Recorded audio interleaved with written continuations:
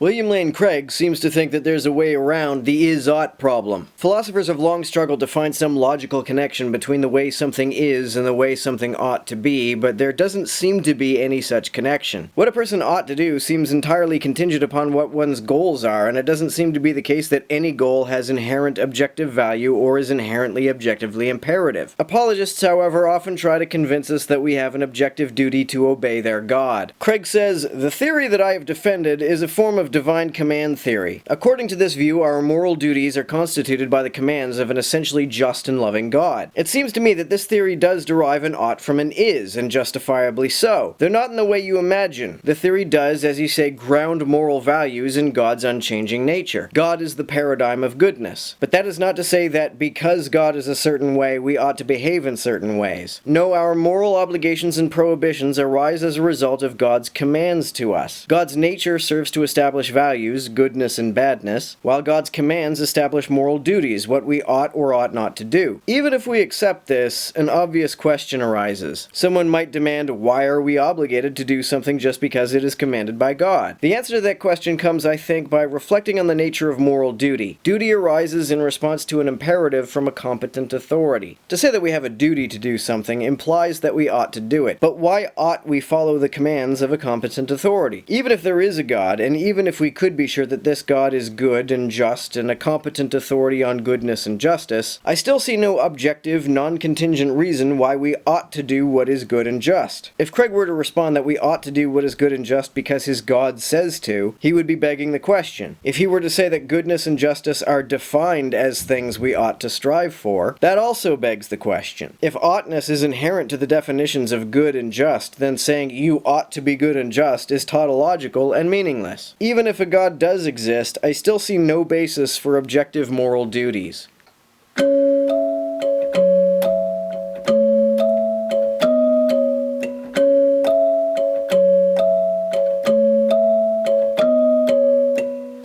To everyone who helps me out on Patreon, you're a big help. Thanks so much.